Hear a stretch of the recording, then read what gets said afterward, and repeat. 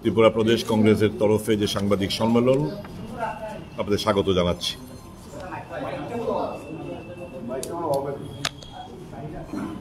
Hello hello hello hello hello hello hello hello hello hello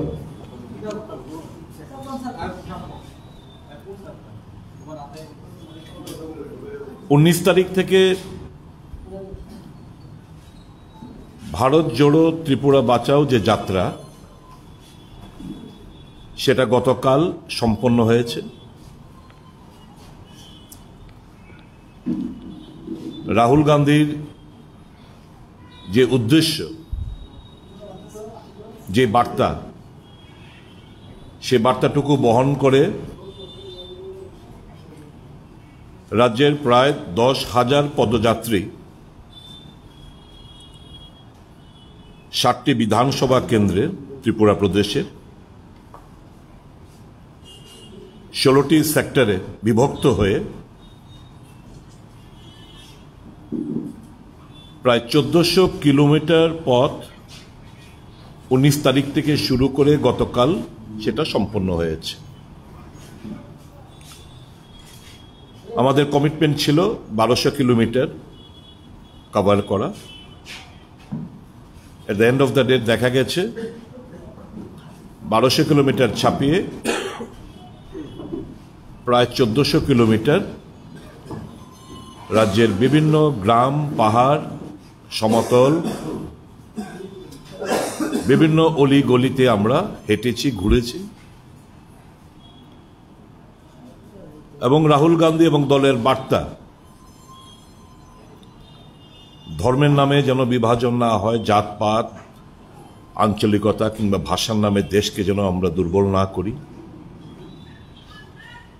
Rahul গান্ধীর concern যে ব্যাপক unemployment দেশে সৃষ্টি হয়েছে, তৈরি হয়েছে, সে ব্যাপারে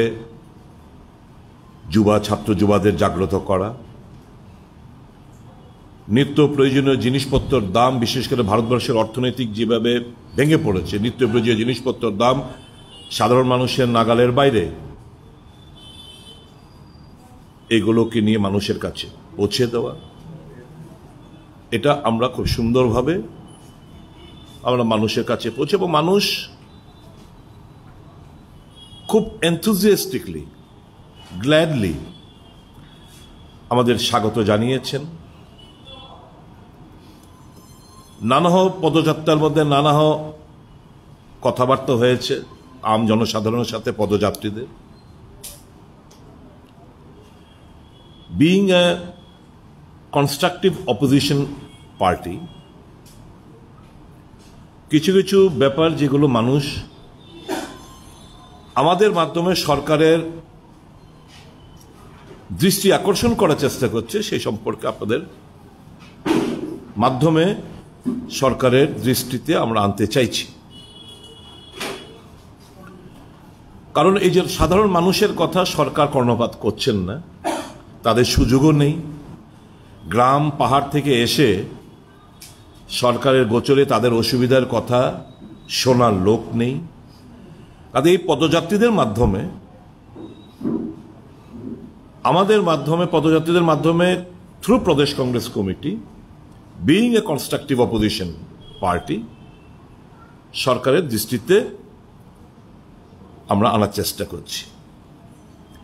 বিভিন্ন পদযাত্রীদের কাছে আম জনসাধারণ রাস্তা দুধারে দাঁড়িয়ে যেরকম ভাবে হাত নাড়ছিল, কোথাও কোথাও পুষ্প বৃষ্টি হচ্ছিল, আমাদের ভেতরে এসে বুকে জড়িয়ে ধরে নানা প্রশ্নের ওরা করেছে। কিছু কিছু যেগুলো আমরা ভাবলাম যে সরকারের গোচরে আনা উচিত, সেটাই আপনাদের কাছে আমরা তুলে ধরতে চেষ্টা করছি।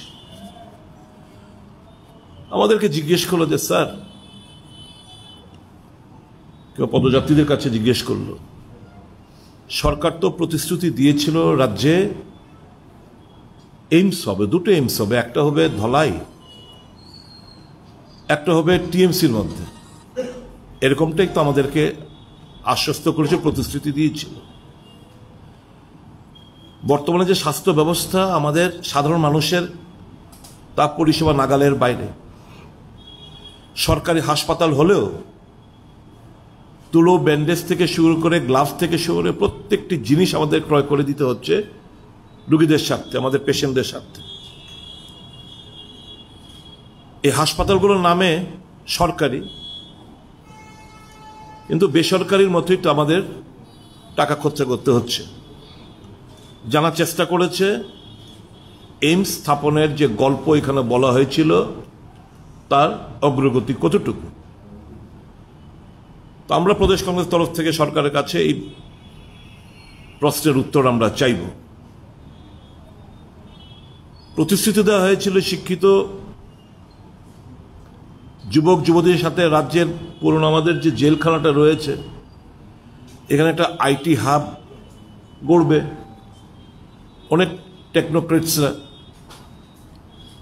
যারা বিটেক এমটেক পাশ করে রয়েছে তারা এসে আমাদের মিছিলের মধ্যে জিজ্ঞেস করতে চাইল যে আইটি হাবের যে গড়ে তোলার কথা, এটার ডেভেলপমেন্ট কতটুকু, তার অগ্রগতি কতটুকু।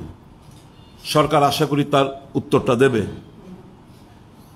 সরকার প্রতিশ্রুতি দিয়েছিল নতুন করে তিনটি ত্রিপুরা ভবন হবে, কারণ এখান থেকে রোগীরা একটা বিশাল মাত্রায় টাটাতে যায় ক্যান্সারের ট্রিটমেন্টের জন্য, মুম্বাইতে একটা হবে,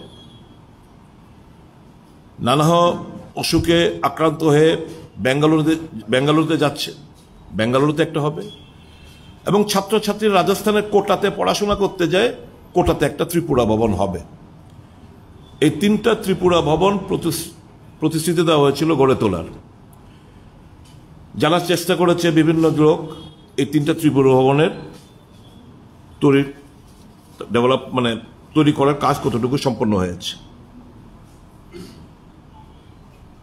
আমরা যখন বিভিন্ন জায়গায় যাওয়ার চেষ্টা করি ট্রেনের মাধ্যমে, ট্রেন যাত্রীরা যারা প্রতিনিয়ত যাত্রা করেন ট্রেনে, তাদের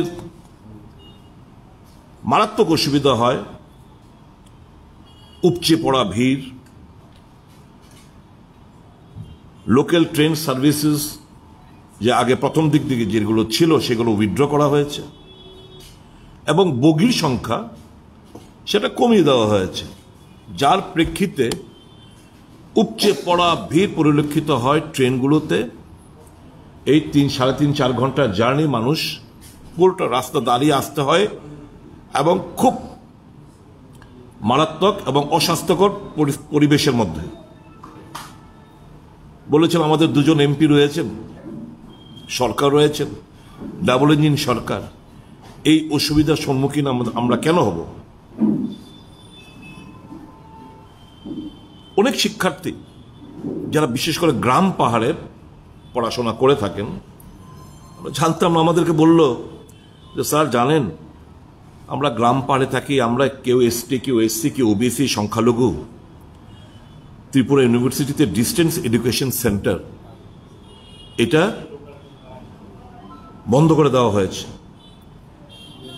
যার প্রেক্ষিতে ফিজিক্যালি হ্যান্ডিক্যাপড, যার প্রেক্ষিতে দারুণ অসুবিধার সম্মুখীন হতে হচ্ছে। আমাদের যে স্বপ্ন যে ডিস্টেন্স এডুকেশনের মাধ্যমে আমরা আমাদের হায়ার স্টাডিজগুলো যে করার যে একটা স্বপ্ন, আমরা দূর দূরান্তে থাকি, আমাদের পক্ষে প্রতিনিয়ত গিয়ে এইখানে থেকে রেগুলার কোর্স আমরা করতে পারছি না অর্থনৈতিক কারণে, গ্রাম পাহাড়ে বসবাস করি। কাজে ডিস্টেন্স এডুকেশন সেন্টার ত্রিপুরা ইউনিভার্সিটির সেটা বন্ধ হয়ে গেছে, সরকারের গোচরে আনুন যেন এটা খোলা হয়। ছোট ছোট শিশুরা তার মা বাবা নিয়ে এসে আমাদেরকে বলছেন যে স্যার আমাদের পক্ষে এই অতিরিক্ত 1000 টাকা করে যে বিদ্যাজ্যোতি প্রকল্পের মধ্যে যে টাকা, আমাদের পক্ষে অসম্ভব হয়ে দাঁড়িয়েছে। আগামী দিন না এই স্কুলগুলো ভবিষ্যতে তারা এপ্রিহেন্ড করছে, এগুলো তো প্রাইভেট স্কুলের মতো এখন আমাদের টাকা দিতে হচ্ছে। আমরা যখন এই নাগরচলা আমরা দিয়ে হাঁটছিলাম, বটতলার ব্যবসায়ীরা এসে কাঁদতে কাঁদতে আমাদের বলতে শুরু করলো যে বিনা নোটিশে আমাদেরকে কোনো পুনর্বাসন ক্ষতিপূরণ না দিয়ে আমাদেরকে জোর জবরদস্তি বুলডোজার দিয়ে আমাদের দোকানপাট ভেঙে চুরমার করে দিচ্ছে। আমাদের জিনিসপত্র, ক্যাশ বাক্স থেকে শুরু করে কেসে যে টাকা, মোবাইল ফোন সব নিয়ে গেছে তুলে। তো একটু সরকারের গোচরে আনুন, আমাদের যেন অবিলম্বে পুনর্বাসন দেয়, আমাদেরকে যেন ক্ষতিপূরণ দেয়। আমাদের জানা ছিল না, কিন্তু এবার জানতে পেরেছি পদযাত্রার মাধ্যমে যে সরকার যেরকমভাবে এসুরেন্স দিয়েছিল রেশন শপের মাধ্যমে, পিটিএস এর মাধ্যমে বিভিন্ন তেল ডাল থেকে শুরু করে নানা সামগ্রী প্রয়োজনীয়তার জিনিসপত্র রেশন শপের মাধ্যমে দেবে, সেগুলো বর্তমানে আর পাচ্ছে না। সরকারের গোচরে আনার জন্য যাতে করে নিত্য প্রয়োজনীয় সামগ্রী যেগুলো এসর করা হয়েছিল সেগুলো যেন রেশন শপের মাধ্যমে বিলি বন্টন করা হয়। আমরা যখন মাছপাড়া ৭৫ সেক্টরে হাঁটছিলাম, ওখানের কিছু জনজাতিরা এসে আমাদের দেখে আমাদেরকে জিজ্ঞেস করতে চাইল যে ন্যূনতম মজুরি তো বাড়ার কথা, ৩৪০ টাকা হওয়ার কথা। আমাদেরকে তো সেরকম প্রতিশ্রুতি দিয়েছিল এবং আমরা ভারতীয় জনতা পার্টিকে ভোট দিয়েছিলাম। শ্রমিকদের মজুরি কেন বৃদ্ধি হচ্ছে না? সরকারকে একটু চেপে ধরুন আপনারা, যাতে আমাদের মজুরিটা বৃদ্ধি করে। সর্বত্র গ্রাম পাহাড়ের সমতলে সরকারি কর্মচারী, শিক্ষক কর্মচারী, পেনশনার্সরা তাদের যে বকেয়া ৩০% ডিএ এবং বিভিন্ন যে অ্যালাউন্স রয়েছে যেটা সেন্ট্রাল গভর্নমেন্টের মতো পাচ্ছে না, সে সম্পর্কে সরকারকে ঘিরে ধরার জন্য, চাপ সৃষ্টি করার জন্য আমাদের পদযাত্রীদের কাছে বললেন যে দয়া করে এগুলো আপনারা উত্থাপন করবেন। সর্বত্র একটা জিনিস কমন আমরা পেয়েছি, যে রাজ্যে যে আইনের শাসন নেই, মানুষ তটস্থ,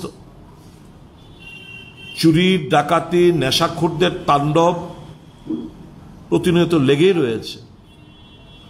এর উপর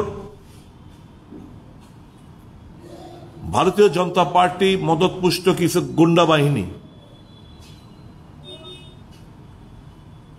তাদের হামলা হুজ্জিতে সাধারণ মানুষের জীবনযাত্রা স্তব্ধ হয়ে পড়েছে, কথা বলতে পারছে না, অন্যায় প্রতিবাদ করার কেউ সাহস নেই। এই ২৬ তারিখ বিশেষ করে কুমারঘাটে যখন আমরা প্রোগ্রাম করছিলাম, যখন আমরা শপথ নিচ্ছিলাম সংবিধানের নামে, পদযাত্রীরা সর্বত্রে যে আমরা দেশবাসীর সাংবিধানিক যে ক্ষমতা যে অর্পণ করা হয়েছে মানুষের জন্য, সেগুলো আমরা রক্ষা করব, তখন মানুষ এসে আমাদেরকে বলল, প্রেসের বন্ধুরা বলল, একজন সাংবাদিক এসে বলল আমি সত্য খবর ছাপাই বলে আমাকে মেরেছে কুমারঘাটে।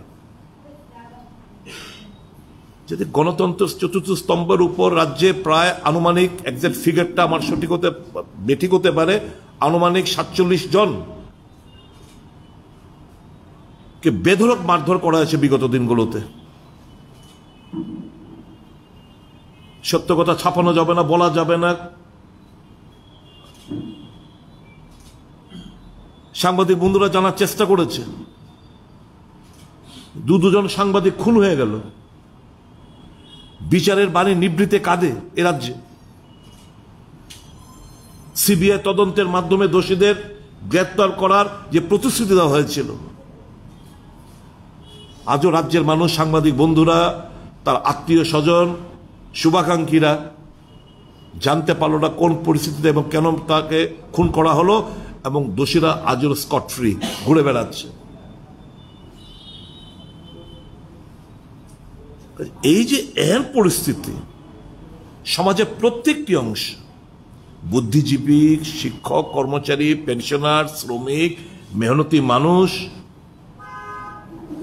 তারা একটাই কথা, আমরা পাশে আছি, কংগ্রেস আমাদের মনের কথাগুলো বলছে। আমাদের আন্দোলন করার সাহস নেই, কংগ্রেস রক্ত ঝরছে, বিভিন্ন জায়গায় হামলা হুজ্জুতি হয়েছে, আপনারা জানেন। সূর্যমণিনগর, গোলাঘাটি এবং শান্তির বাজারে, কমলপুরে হামলা হুজ্জুতি হয়েছে। তারপরও বুক চিতিয়ে যেভাবে কংগ্রেসীরা, পদযাত্রীরা মানুষের স্বার্থে, তাদের অধিকার রক্ষার্থে যেরকমভাবে সাহস নিয়ে পদযাত্রায় সামিল হয়েছেন এবং মানুষের অভূতপূর্ব সাড়া ত্রিপুরার জনগণকে, পদযাত্রীদের, ত্রিপুরা প্রদেশ কংগ্রেসের তরফ থেকে এই ভারত জোড়ো, ত্রিপুরা বাঁচাও এই কর্মসূচিকে সাফল্যমণ্ডিত করার জন্য ত্রিপুরা প্রদেশ কংগ্রেসের তরফ থেকে আমি এই কর্মসূচির চেয়ারম্যান হিসাবে ব্যক্তিগতভাবে, দলের তরফ থেকে আমরা অনেক অনেক ধন্যবাদ জানাচ্ছি, কৃতজ্ঞতা প্রকাশ করছি। এটা সম্ভব হতো না যদি মানুষের এরকম সাড়া যদি আমরা না পেতাম। মানুষের স্বতঃস্ফূর্ততা, হাত নাড়ানো, বুকে আগলে ধরা, পিঠ চাপড়ে দেওয়া, উৎসাহিত করা, বিভিন্ন জায়গায় জল পান আমাদের করিয়েছে, চকলেট দিয়েছে, বিস্কিট দিয়েছে, আপেল কমলা লেবু খাইয়েছে, টাকা পয়সা নেয়নি ওরা। এত কিছুর পরেও, এই 4টি জায়গায় হামলা হুজ্জুতের পরেও এই যাত্রায় পুলিশের ভূমিকায় আমরা খানিকটা হলো বিগত দিন থেকে কিছুটা হলো সন্তুষ্ট প্রকাশ করছি। পুলিশকে আমরা ধন্যবাদ জানাচ্ছি। আমরা আশা করব আগামী দিনগুলোতেও বিভিন্ন রাজনৈতিক দল কর্মসূচি যাতে করতে পারে, গণতান্ত্রিক আন্দোলন যাতে সংগঠিত হতে পারে রাজ্যে, নিশ্চয় পুলিশ তার দায়িত্ব তারা সঠিকভাবে পালন করবেন, নতজানু হবেন না প্রেশারের কাছে, এটাই আমরা কামনা করি। তো সার্বিক ইন নাটশেল যদি বলতে হয়, রাহুল গান্ধীর 3570 কিলোমিটার যে পদযাত্রা, প্রত্যেকটি জায়গায় মানুষ দুহাত তুলে ওনাকে আশীর্বাদ করছেন সারা দেশ জুড়ে। আমরা ইন্সপায়ার্ড হয়েছি। একটানা এত কিলোমিটার, 16টা সেক্টর হাঁটা অসম্ভব প্রায়, প্রখর রোদ, ঘাম ঝরেছে, পায়ের অবস্থা খুব করুণ, কিন্তু রাহুল গান্ধী এতদিন হাঁটতে হলে কেন আমরা পারবো না, এই মনে একটা জিদ, একটা উৎসাহ, একটা উদ্দীপনা ছিল আমাদের পদযাত্রীদের, যার প্রেক্ষিতে উনার ইন্সপিরেশনে আমরা এই হাঁটাটা আমরা সম্পন্ন করতে পেরেছি। তো ওভারঅল দিস প্রোগ্রাম, মানুষের যেহেতু প্রোগ্রাম, মানুষ খুশি হয়েছে এবং মানুষ খুশি হওয়াতে, মানুষের অভূতপূর্ব সাড়া দেখে আমরা উৎসাহিত। আমরা আগামী দিন অ্যাজ ইউজুয়াল আমরা কথা দিচ্ছি রাজ্যের মানুষের স্বার্থে, তাদের মনের আকাঙ্ক্ষাকে বাস্তবায়িত করতে কংগ্রেস দল তার গণতান্ত্রিক আন্দোলন জারি রাখবে, বিভিন্ন কর্মসূচি জারি রাখবে, মানুষকে সঙ্গে নিয়েই এই ফ্যাসিবাদী সরকারের পতন আমরা টানব। ধন্যবাদ। আজকে আমাদের এই ছিল আমাদের বিষয়বস্তু। আপনাদের কোনো প্রশ্ন থাকলে আপনারা করতে পারেন। এক minute.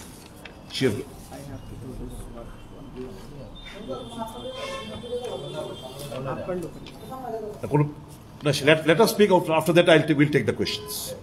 Or you want the questions first?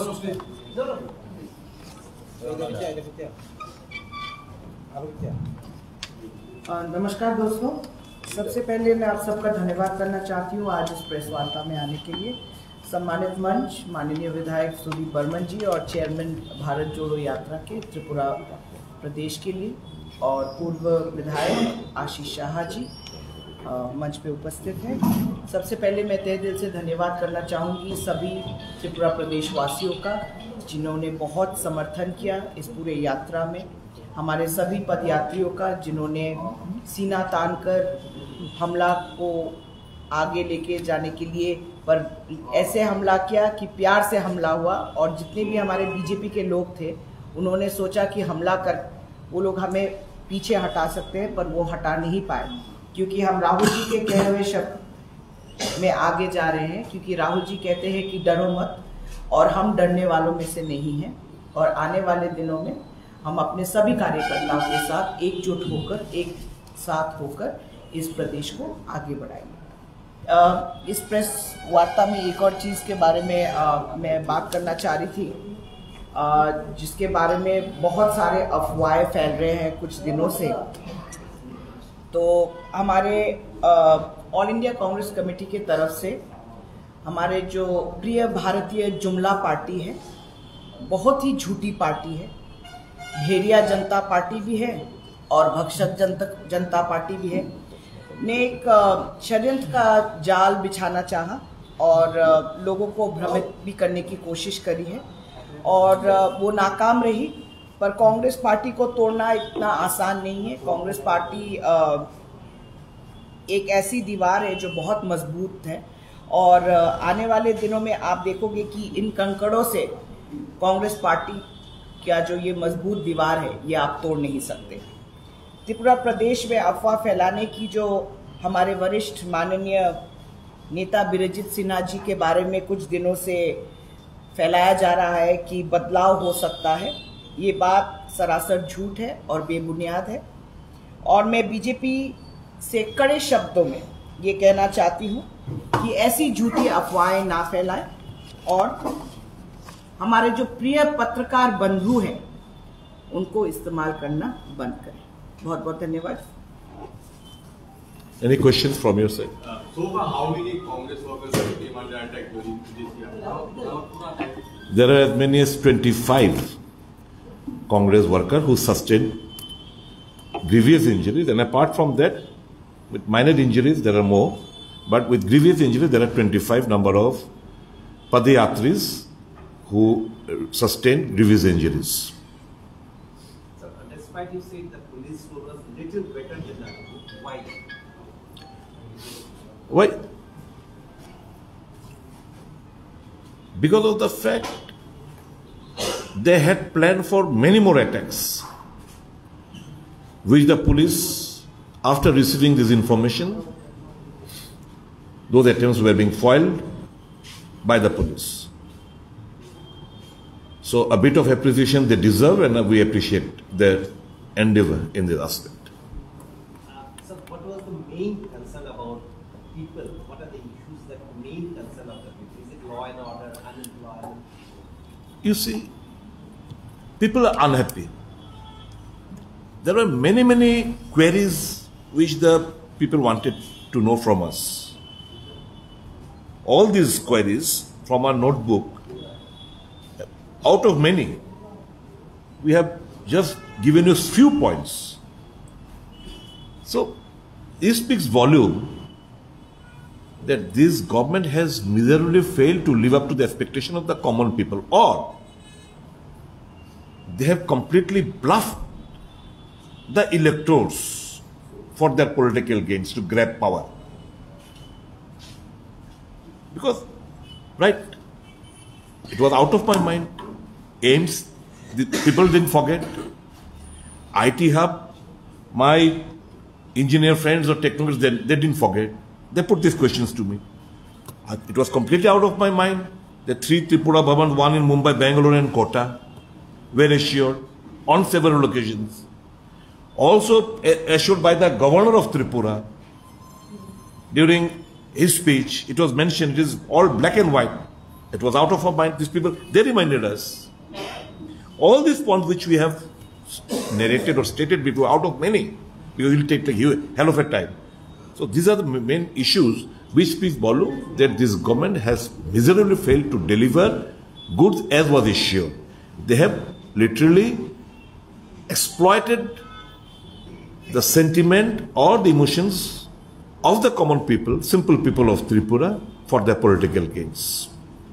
Do you think this will get encased in the form of a vote?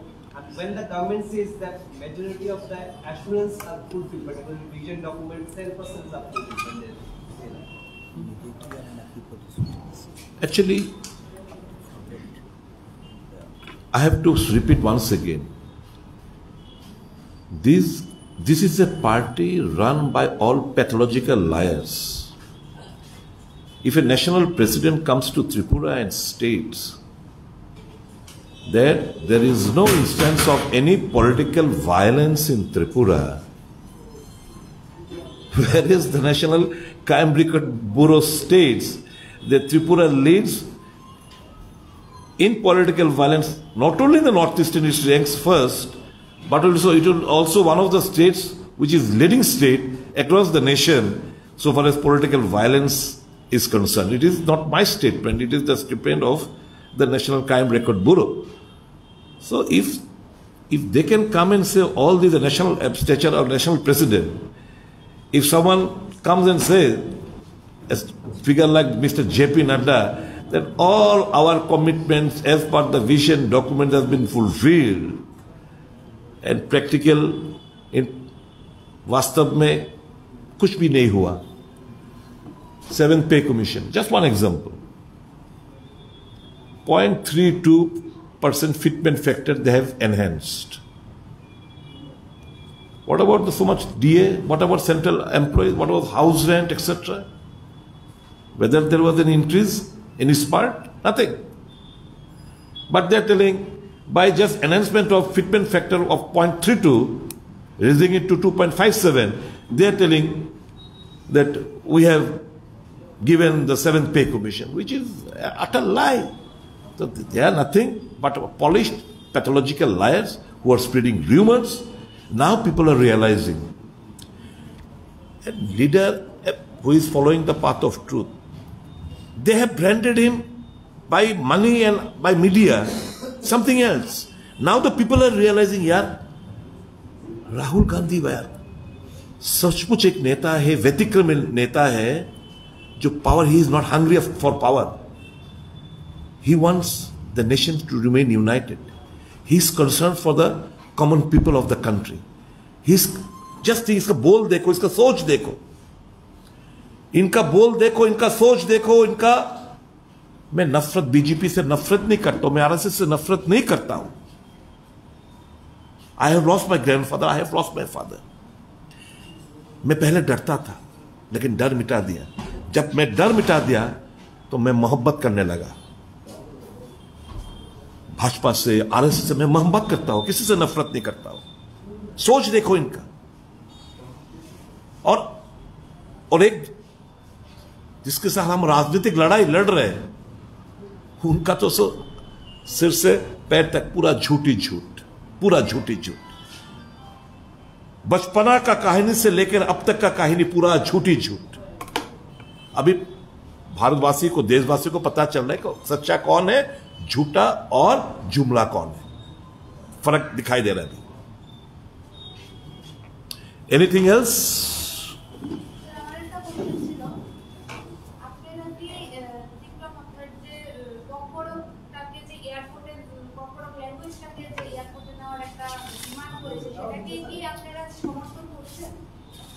No, absolutely.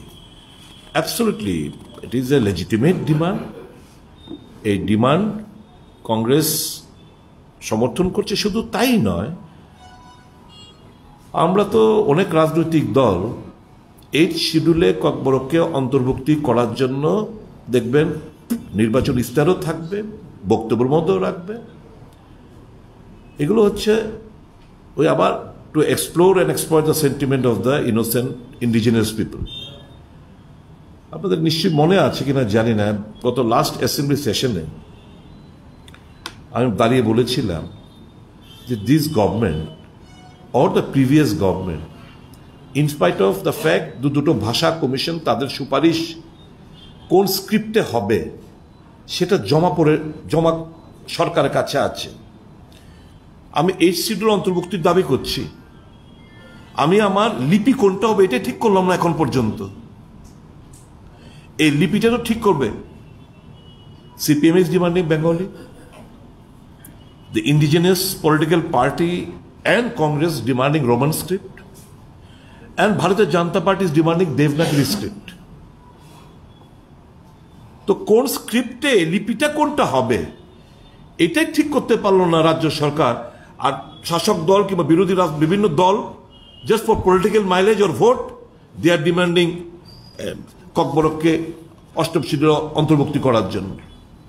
তো yes, Congress from the core of the heart we want এই ভাষাটা developed হোক, এই ভাষাটা very sweet language, mother second language of our state, and it is a very much a legitimate demand raised by Mr. Pradut Kishore Debarma যে announcement Agartala এয়ারপোর্টে যেন ককবরকেও করা হয়, সে ডিমান্ডটা absolutely legitimate demand, and we endorse and support ইট।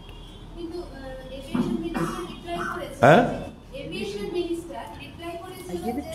नहीं यार, वो जरा देखो 3 नंबर फाइल में कुछ कागजात है तो 3 नंबर फाइल से लेके आओ तो। हाँ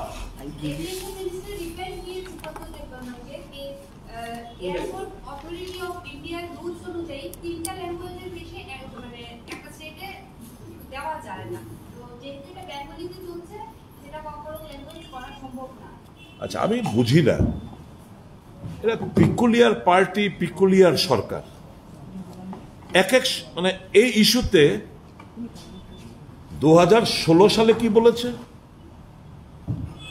এখন কি বলছে, তাদেরই কেন্দ্রীয় মন্ত্রী কি চিঠি দিয়েছিল, এখন কেন্দ্রীয় মন্ত্রী কি বলছে, এই সবগুলো ও কাগজাত अभी कागजात 3 नंबर लेके आओ, 3 नंबर फाइल में होगा।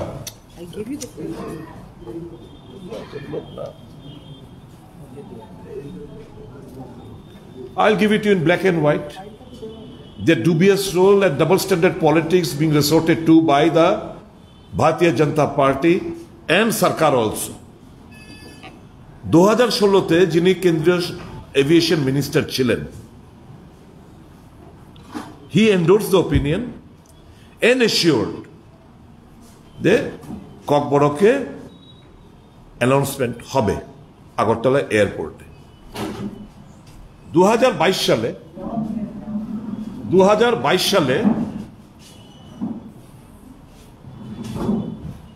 এতটা টাইম লাগে তোমাদের,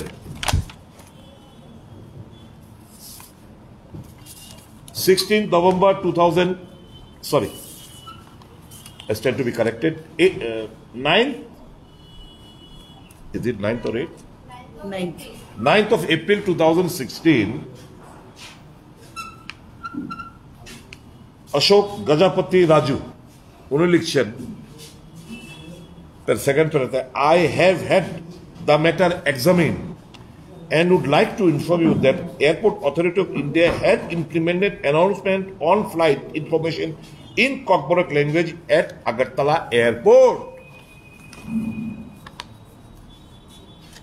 This is the letter of P. Ashok Gajapati Raju, who was then the Central Aviation Minister. কবে এটা? 2016, বর্তমান এনডিএ সরকারই ছিল, led by Mr. Modi. Another minister, Jyotiraditya Scindia. Last paragraph, though Bengali and Kokborok both have been declared state languages by the government of Tripura, Bengali has been preferred for announcement at the airport due to the widespread use in the nearby areas. And आगे para लिखছে, I'd like to apprise you that in accordance with the extant policy of Airport Authority of India, the announcements are made at airport in 3 languages only, one in local language, Hindi and English. 2016 সালে তো উনি বলছিলেন যে already announcement হচ্ছে, airport authority of India limited already করাচ্ছে, তখন কেন one language আর 2 হিন্দি এন্ড ইংলিশ ছিল না? These are all lame excuses. They do not want to, BJP do not want to promote Kokborok language. শুনুন, we all have respect towards Hindi language. কিন্তু এরা চাপিয়ে দেওয়ার চেষ্টা করছে, ignoring the mother tongue. মানে এটা হচ্ছে kokborok ল্যাঙ্গুয়েজ কিংবা আরো অন্যান্য ভাষা যারা আছে সেগুলো খতম করো, ওয়ান ধর্ম, ওয়ান ল্যাঙ্গুয়েজ, তাদের তো থিঙ্ক ট্যাঙ্কের মধ্যে এগুলোই আসে। এই যে unity in diversity, the conception, এই জিনিসটা এরা বিশ্বাসই না। একটা পলিটিক্যাল পার্টি থাকবে, একটা দেশ থাকবে, একটা ভাষা থাকবে, এর ব্যতীত কিছুই না, একটাই চিন্তাধারা থাকবে। আশ্চর্য হলাম, দলের তরফ থেকে এক মন্ত্রী এই ইস্যুটাকে নিয়ে দেখুন জাস্টিফিকেশন দিচ্ছেন জ্যোতিরাদিত্য সিন্ধিয়ার স্টেটমেন্টটাকে, একজন মন্ত্রী বিজেপি পার্টি হিসেবে বসে। আর এই ক্যাবিনেটের আরেক মন্ত্রী রামপদ জমাতিয়া 13-11, মানে এই মাসের 13-11 উনি সিন্ধিয়াজিকে চিঠি লিখে বলছেন, লাস্ট একটা শোনাচ্ছি, I would therefore request you to take a view to arrange announcement in kokborok in airport Agartala. Pradyut Kishore Debbarma সাহেবের চিঠি যখন প্রকাশিত হলো, ভাবলেন যদি এটা হয়ে যায়, তীব্রমথা or Pradyot Kishore Debbarma is going to hijack all the credits. So what for I am? He wrote a letter to Jyotiraditya Scindia kokborokকে অ্যানাউন্সমেন্ট করার জন্য। That letter is with me. তাহলে এই ক্যাবিনেটের আরেক মন্ত্রী এসে বিজেপি পার্টি হিসেবে বসে জ্যোতিরাদিত্য সিন্ধিয়ার কথাটাকে জাস্টিফাই করে বক্তব্য রাখছেন। আর প্রদ্যুৎ কিশোর দেববর্মা মেকি দরদি, kokborok দরদি, এই সমস্ত কথাবার্তা বলেছেন। আসলে কথা কি বলবো, কিছু দেখবেন কিছু কাঁঠাল গাছে কিছু মুচি আছে যে ওটা পেকে যায়, হলদে হয়ে যায়, এগুলো ঝরে পড়ে যায়। কিছু এরকম আছে লোক, ঝরার সময় হয়ে গেছে।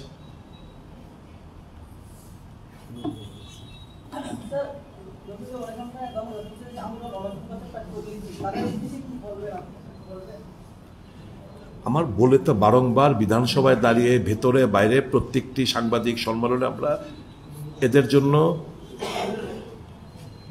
একটু ডু সাম জাস্টিস, মানে জাস্টিস অন্তত মানবিকতার দিক দিয়ে তোমরা একটু এদেরকে একটু বিবেচনা করো।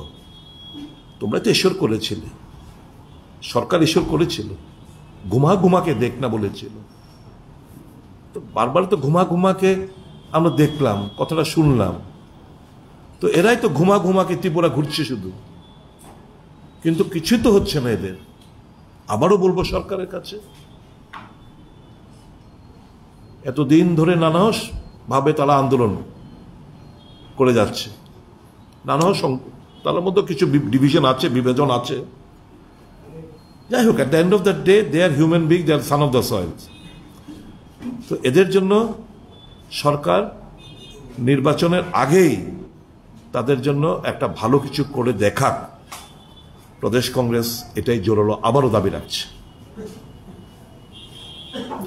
Thank you.